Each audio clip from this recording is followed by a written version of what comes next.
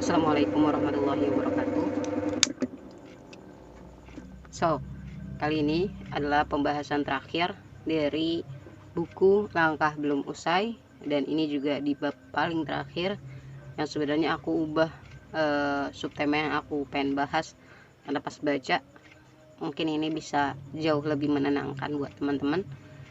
Dan aku setelah baca bukunya secara penuh, aku benar-benar merekomendasikan bukunya karena benar-benar membuka wawasan aku tentang makna dari takwa, tawakal, taat, bahkan hal-hal kecil yang kita anggap remeh kayak dosa-dosa yang tersembunyi, dosa-dosa bukan hanya lahir tapi batin. Pada kesempatan kali ini aku pengen ngebahas tentang jika Allah mencintaimu, yang sebenarnya juga jadi salah satu hal yang paling aku harapkan dan paling kita harapkan semua, karena cara paling tepat untuk mencintai seseorang di dunia ini adalah dengan mengenal seseorang itu. Maka jika kita berharap untuk Allah mencintai kita, maka kita harus mengenal zatnya. Innalillahi ta'ala tis'atan wa tis'ina isman mi'atan illa wahidan man ahsaha dakhalal jannah. Kalau Allah punya 99 nama, 100 kurang 1. Barang siapa yang menghitung-hitungnya, maka ia akan masuk surga. Pada ayat ini menjelaskan bahwa dari 99 nama yang Allah punya, berapa banyak kamu kenal Allah. Ketika kamu paham bahwa Allah Maha Pengasih, apa yang kamu ketahui tentang Maha Kasihnya Allah? Apa yang Allah kasih buat kamu? Ketika kamu sudah memahami atau sudah mendapatkan jawaban apa yang Allah kasihi dan apa yang Allah sayangi, serta makna dari 99 nama, maka kemungkinan besar kamu mengenal Allah. Tapi ketika bahkan dari satu nama Allah yang indah aja kamu belum tahu apa yang Allah kasihi atau apa yang Allah sayangi, maka kita harus belajar lebih dalam untuk memahami atau untuk mengenal siapa Allah, sehingga dalam setiap ibadah-ibadah atau ketakwaan kita kepada Allah, kita bisa mendapatkan esensi yang berbeda dari ibadah yang kita lakuin. Maka bagaimana perasaannya kalau misalnya Allah mencintai kita? Teman-teman semua, manusia terbiasa untuk menggantungkan dirinya kepada seorang manusia yang lain. Kita kebiasaan untuk mencari kekecewaan sendiri gitu. Ketika Ali bin Abi Thalib mengatakan, aku tidak pernah merasakan kekecewaan yang lebih dalam dibanding yang lebih perih, yang lebih pedih selain daripada kecewa kepada manusia. Ketika kita paham sama teori bahwa gak ada satupun manusia yang mampu memuaskan diri kita dan selalu mengecewakan kita, tapi kita cari sendiri itu karena kita terbiasa untuk menggantungkan diri kita kepada manusia yang lain. Dan sebaik mungkin kita berupaya untuk mendapatkan cintanya manusia. Sedangkan menurut Imam Asy-Syafi'i ini adalah suatu hal yang sia-sia, sesuatu hal yang bodoh, sesuatu hal yang gak ada gunanya. Karena mendapatkan cinta seluruh manusia adalah suatu hal yang gak mungkin. Semua orang pasti akan selalu ada aja yang hina kita, yang gak suka sama kita dan semacamnya. Maka ini adalah suatu hal yang gak pantas dikejar, yakni cinta manusia. Rasa suka dan cinta merupakan fitrah seorang manusia. Meskipun ini sah-sah aja ketika kita menyukai seseorang, mencintai seseorang, karena fitrah kita adalah menyukai dan mencintai sesuatu dan gak bisa dipilih. Jadi aku pernah dengar salah satu kajian dari Ustadz Abdul Somad bahwa cinta tidaklah berdosa karena cinta tidak dapat dipilih.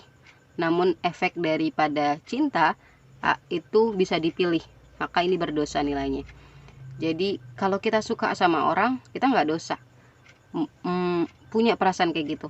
Tapi ketika efek-efek dari rasa suka kita ini mulai kita lakukan, maka itu ada nilainya. Kayak misalnya kita ketemuan, pegangan, chatan dan semacamnya, maka efek-efek dari rasa cinta ini yang menimbulkan suatu dosa. Nah, kita berupaya mati-matian untuk ngejar cintanya manusia, tapi kita nggak berupaya untuk mendapatkan cinta dari Sang Pencipta, bahkan dari Yang Maha Cinta. Padahal kalau Allah telah mencintai kita, maka kita akan dicintai, dan Allah akan memerintahkan malaikat Jibril untuk mencintai kita pula, memerintahkan seluruh penduduk langit untuk mencintai kita pula, seluruh malaikat untuk mencintai kita pula. Bayangin kalau kita dicintai sama pemilik alam semesta, yang punya langit, bumi beserta isinya, dicintai oleh seluruh penghuni langit. Bukankah kehidupan yang kita jalanin akan terasa sangat indah dan membahagiakan? Sesungguhnya dalam hadisnya, apabila Allah mencintai seorang manusia, maka ia akan memanggil malaikat Jibril seraya berkata dan seraya berseru, "Hai Jibril, sesungguhnya aku mencintai si fulan. Oleh karena itu cintailah ia." Bayangin ketika Allah bilang, "Wahai Jibril, aku mencintai Miranda, maka cintailah ia." Maka Jibril pun akan mencintainya. Kemudian Jibril akan menyeru kepada seluruh penduduk langit, "Sesungguhnya Allah mencintai si fulan, maka cintailah ia." Dan maka penduduk langit pun mencintainya. Kemudian diletakkan penerimaan, yakni kecintaan bagiannya di dunia. Jadi orang-orang yang beriman di dunia akan mencintai kita pula. Hadis riwayat Muslim. Barang siapa yang mencintai karena Allah, membenci karena Allah, memberi karena Allah, dan tidak memberi juga karena Allah, maka ia telah sempurna imannya. Hadis riwayat Abu Daud. Allah pun meletakkan cintanya pada hati seseorang yang cintanya tulus dan terbaik. Jadi ketika Allah udah cinta sama kita, Allah akan kasih cinta pula ke salah seorang manusia yang cintanya itu bukan hanya untuk sekedar tidak ada gunanya, tapi memberikan cinta yang tulus dan yang terbaik. Ini adalah sebenar-benarnya harapan yang kita mau. Kita nggak butuh dicintai oleh seluruh manusia. Kita cuma butuh dicintai oleh Allah. Kita cuma butuh dicintai oleh orang yang tulus dan orang yang tepat. Kita nggak butuh dicintai oleh ribuan manusia karena kecantikan kita, harta kita, jabatan kita. Karena kalau misalnya hal ini hilang, maka mereka pun akan hilang. Lalu apa makna dicintai banyak orang yang nggak tulus cintanya? Pada akhirnya kita akan menyadari bahwa jika kamu sudah dicintai oleh Sang Maha Pencipta, maka nggak ada hal lain yang mau kamu kejar. Karena Allah sendiri yang akan mendekatkan kamu dengan hati-hati yang terbaik tanpa kamu kejar. Ibaratnya itu kayak sholat qobliyah subuh. Ketika Allah bilang kalau misalnya kamu sholat qobliyah subuh, itu seakan-akan kamu akan mendapatkan itu lebih baik daripada dunia dan seisinya. Maka ketika kamu menjalani hidup, apalagi yang kamu butuhin, karena kamu udah dapetin dunia dan seisinya. Itu kayak cintanya Allah. Ketika kamu udah dapetin cintanya Allah, kamu gak butuh cinta-cinta yang lain. Gak peduli orang mau hina kamu, gak peduli orang mau ngomong apa tentang kamu, karena Allah ada di sisi kamu, selesai. Bismillahirrahmanirrahim. Fil ardi wala fis sama'i wa huwas samiul alim. Asalkan Allah ada sama kamu, itu udah yang terbaik. Lalu siapa aja sih orang-orang yang golongan orang-orang yang dicintai Allah? Ada pertama, orang-orang yang berbuat baik. Jadi dalam ayatnya Allah menyukai orang-orang yang berbuat kebajikan. Aku ada salah satu aplikasi yang aku ingin rekomendasikan kepada teman-teman. Ini kelihatan enggak ya? Al-Quran tafsir perkata. Kayaknya itu ya kalau di Play Store. Jadi teman-teman bisa lihat secara full apa sih maksud asbabun nuzul dari ayat yang diturunkan ini. ada orang-orang yang berbuat baik. Di sini ada ayatnya 134 itu Ali Imran. Aku cuma satu ayat aja ya, sebenarnya ini banyak, tapi kita mau ngebahas satu aja. Teman-teman bisa buka mushaf Al-Quran, aplikasi Al-Quran dan tafsirnya, tafsir perkata ya, di Play Store. Kita bahas tentang ayat 134 ini. Alladzina yunfiquna fis sarra'i wad dharra'i wal kaziminal ghaiza wal 'afina 'anin nas wallahu yuhibbul muhsinin. Nah, pada ayat ini Allah menjelaskan tentang sifat orang-orang yang bertakwa. Kalau teman-teman mau pahamin lagi lebih detail, itu bisa baca aja buku langka belum usai atau video aku yang sebelumnya yang ngebahas tentang apa sih maksud takwa. Yakni kan takwa adalah melakukan hak kita sebagai seorang hamba kepada Allah dengan melakukan ketaatan, yakni beribadah dan menghindari maksiat atau hal-hal yang dilarang oleh Allah, yang berlaku secara vertikal yakni kepada Allah dan horizontal kepada sesama manusia, yang menggunakan skala prioritas itu ya. Jadi pertama, orang-orang yang bertakwa ini adalah orang-orang yang senantiasa menafkahkan hartanya baik dalam keadaan berkecukupan maupun dalam keadaan kesempitan. Jadi orang-orang yang menyedekahkan hartanya, menafkahkan hartanya bukan cuma ketika hartanya lagi lapang, tapi bahkan ketika hartanya lagi sempit. Nah, sesuai dengan kesanggupannya, jadi nggak maksain juga ya. Menafkahkan harta itu nggak harus dalam jumlah yang ditentukan sehingga ada kesempatan bagi si miskin untuk memberi nafkah. Bersedekah boleh saja dengan barang atau uang yang sedikit nilainya, karena apa yang dapat diberikan tetap akan memperoleh pahala dari Allah. Diriwayatkan oleh Aisyah Ummul Mukminin bahwa ia bersedekah dengan sebiji anggur, dan di antara sahabat-sahabat Nabi ada yang bersedekah dengan sebiji bawang. Diriwayatkan bahwa Rasulullah bersabda, peliharalah dirimu dari api neraka meskipun dengan menyedekahkan sepotong kurma, dan perkenankanlah permintaan seorang peminta walaupun dengan memberikan sepotong kuku hewan yang dibakar. Bagi orang kaya dan berkelapangan, tentulah sedekah dan dermanya harus disesuaikan dengan kesanggupan. Sungguh amat janggal, bahkan memalukan bila seseorang yang berlimpah-limpah kekayaannya hanya memberikan derma dan sedekah sama banyaknya dengan pemberian orang miskin. Ini tuh kayak lawan kata ya sebenarnya, teman-teman.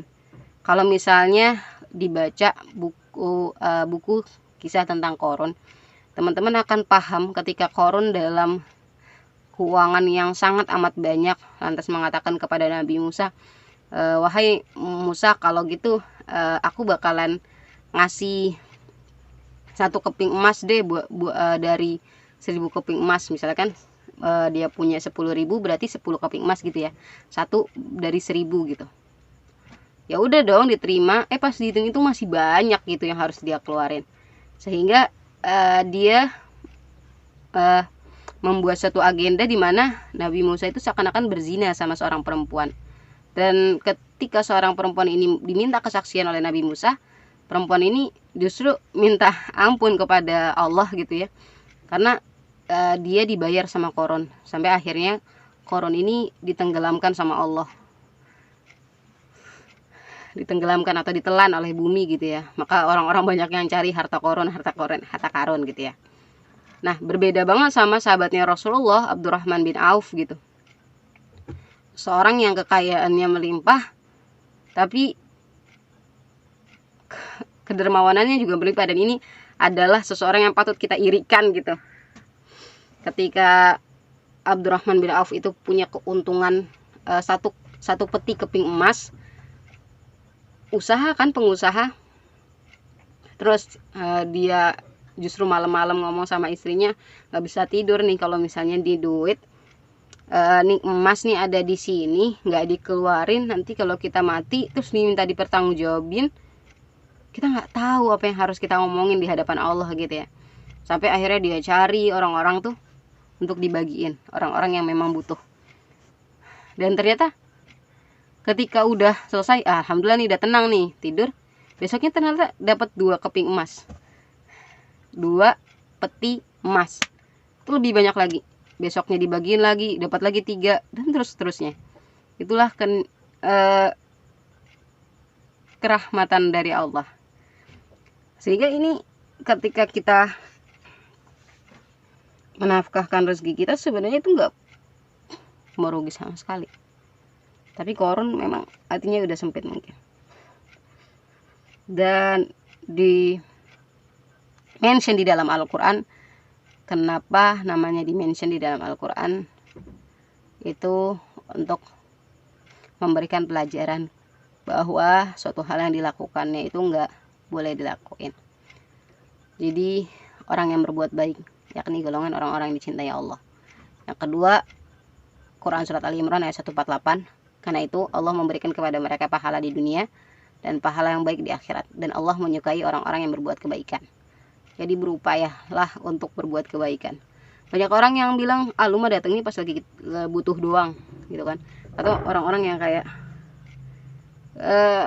lu jangan terlalu gampang dibegoin ya ge, udah terima aja. Kenapa sih nggak berupaya untuk menjadi manusia yang baik? Kenapa sih nggak boleh, biarin aja. Itu tuh kayak orang membatasi diri kita untuk melakukan kebaikan dan berharap suatu kebaikan yang kita terima itu dibales, padahal dia aja nggak bales gitu. Padahal ya buat baik aja teman-teman. Jadi nggak masalah sih dimanfaatin. Toh khairun nasi anfa'uhum linnas, sebaik-baik manusia adalah manusia yang bermanfaat untuk manusia yang lain. Jadi berupayalah untuk bermanfaat. Kalau misalnya ada orang yang datangnya pas butuh doang, ya alhamdulillah, bukan kamu yang butuhin orang, tapi kamu dibutuhin orang. Bukankah itu lebih baik daripada kita yang mohon-mohon ke orang? Jadi berbuat baiklah agar menjadi golongan orang-orang yang dicintai Allah. Yang kedua, bertakwa. Bukan demikian, sebenarnya siapa yang menepati janji yang dibuatnya dan bertakwa, maka sesungguhnya Allah menyukai orang-orang yang bertakwa. Quran Surat Ali Imran ayat 78. Sesungguhnya Allah menyukai orang-orang yang bertakwa. Quran Surat At-Taubah ayat keempat. Maka lakukanlah perintah-perintah Allah dan hindarilah larangan-larangan Allah. Ingat, takwa itu bagaikan seseorang yang sedang berjalan ke perjalanan yang penuh duri. Ini adalah percakapan dari Umar bin Khattab dengan Utbah. Dan kalau misalnya di buku bekalku masih sedikit, ini kisahnya tentang Abu Bakar dan seorang penanya. Beda-beda ya, aku nggak tahu mana yang penting ini kita ambil ibrohnya aja, manfaatnya aja. Terus orang yang bertawakal. Orang yang bertawakal kan ketika orang ini menyandarkan sesuatu kepada pihak lain, menyandarkan diri kepada pihak lain, ini tawakal. Pihak lainnya ini cuma Allah ya, Allahus Samad, cuma Allah tempat kita bergantung. Nah, kemudian apabila kamu telah membulatkan tekad, maka bertawakallah kepada Allah. Sesungguhnya Allah menyukai orang-orang yang bertawakal kepadanya. Dan Allah itu cemburu banget kalau misalnya kita itu nyendernya, gantunginnya, berharapnya itu kepada selain dari Allah. Itu Allah kecewa banget, Allah cemburu banget. Jadi jangan sampai kita menggantungkan diri kita kepada selain Allah. Orang yang sabar, jadi golongan orang yang dicintai Allah, orang yang sabar. Dan berapa banyaknya nabi yang berperang bersama-sama mereka sejumlah besar dari pengikutnya yang bertakwa. Mereka tidak menjadi lemah karena bencana yang menimpa mereka di jalan Allah, dan tidak lesu dan tidak pula menyerah karena musuh. Allah menyukai orang-orang yang bersabar. Ayatnya, Innallaha ma'as sabirin, sesungguhnya Allah beserta dengan orang-orang yang sabar. Ayat ini tuh jadi penolak ketika ada omongan sabar itu ada batasnya. Karena aku pikir kalau misalnya Innallaha ma'as sabirin, Allah beserta dengan orang-orang yang sabar, terus ada orang yang bilang sabar itu juga ada batasnya kali. Maka ketika mereka berupaya untuk mengatakan bahwa sabar itu ada batasnya, mereka sedang mengatakan bahwa ketika aku nggak sabar, aku lagi nggak sama Allah loh, aku lagi nggak sama Allah lah gitu. Jadi terus sabar, karena sabar gak ada batasnya, dan setiap sabar itu selalu ada Allah. Jadi tenang aja, gak usah, sabar aja. Habis itu orang yang adil. Dan jika kamu memutuskan perkara mereka, maka putuskanlah perkara itu di antara mereka dengan adil. Sesungguhnya Allah menyukai orang-orang yang adil. Quran Surat Al-Maidah ayat 42. Allah tidak melarang kamu untuk berbuat baik dan berlaku adil terhadap orang-orang yang tiada memerangimu karena agama dan tidak pula mengusir kamu dari negerimu. Sesungguhnya Allah menyukai orang-orang yang berlaku adil. Yang terakhir, orang yang bertaubat. Jadi dibandingkan orang-orang yang soleh dan ngerasa benar, Allah menyukai orang-orang yang bertaubat dan merasa salah. Jika kamu tidak mampu menandingi orang-orang yang soleh dalam ketaatan, maka tandingilah istighfar orang-orang yang bertaubat. Jadi Allah mencintai orang-orang yang bertaubat. Sesungguhnya Allah menyukai orang yang bertaubat dan menyukai orang yang menyucikan diri. Jadi berupayalah kembali kepada Allah. Karena kita nggak tahu sampai kapan. Nah, ini adalah pembahasan terakhir dari buku Langkah Belum Usai. Dan insya Allah aku akan bahas selanjutnya buku ini. Bekalku masih sedikit, sedangkan kematianku semakin dekat. Ini kayaknya aku akan ngebahas tentang kisahnya Qarun, cara agar mati dalam keadaan husnul khotimah. Dan kayaknya baru segitu karena aku baru baca sampai setengah, bahkan sepertiganya. Baru aku baca sampai sepertiga. Insya Allah aku akan bahas Qarun dan semacamnya. So, semoga ini menjadi satu hal yang bermanfaat untuk teman-teman. Dan semoga ini jadi amal yang mampu aku pertanggungjawabkan di akhirat kelak. Subhanakallahumma bihamdika asyhadu alla ilaha illa anta astaghfiruka wa atubu ilaik. Assalamualaikum warahmatullahi wabarakatuh. Dadah.